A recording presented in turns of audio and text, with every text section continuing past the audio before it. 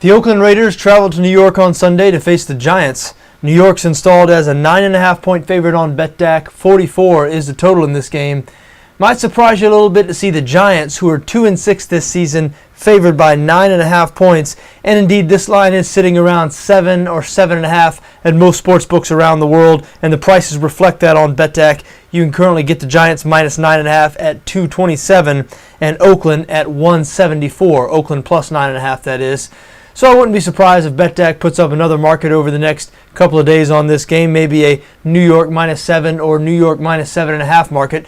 Either way, the Giants are going to be favored by a touchdown or more in this game, and that has to be surprising considering they lost their first 6 games this season, and they currently rank 30th in points scored and 28th in points allowed. No doubt about it, they have been a bad team. However, all is not lost for the New York Giants. They play in the worst division in football, the NFC East. They're only 2 games back of first place in the loss column in the East, and the division leader, Dallas, plays on the road in New Orleans this week. They're a 7-point underdog, so Dallas could and probably will lose that game. So if the Giants can beat the Raiders on Sunday, they're only going to be a game back of first place in the NFC East, as hard as that is to believe.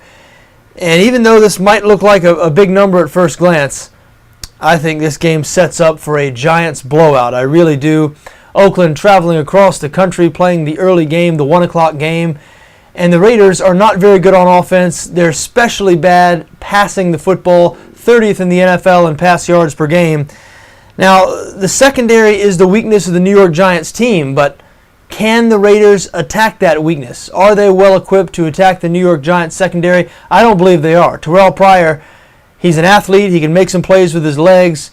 He's the worst passer among starting quarterbacks in the NFL.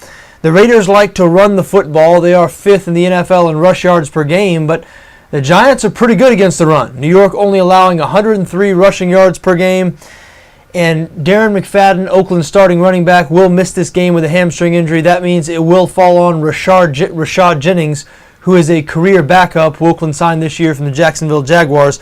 Jennings had a nice game last week, but I've seen Jennings play many times throughout the years. I do live here in Jacksonville, so I saw him play extensively when he was a member of the Jaguars, and he has been a career backup for a reason. I do not look for big things from Rashad Jennings in this game on Sunday.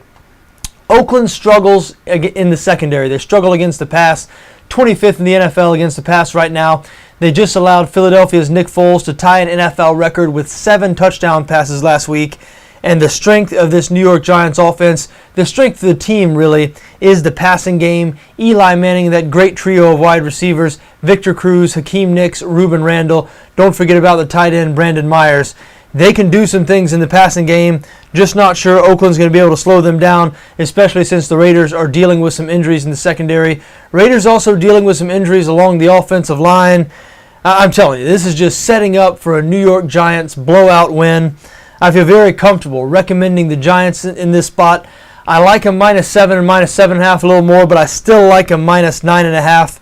I think they're going to win this game comfortably. I also lean towards over 44 here.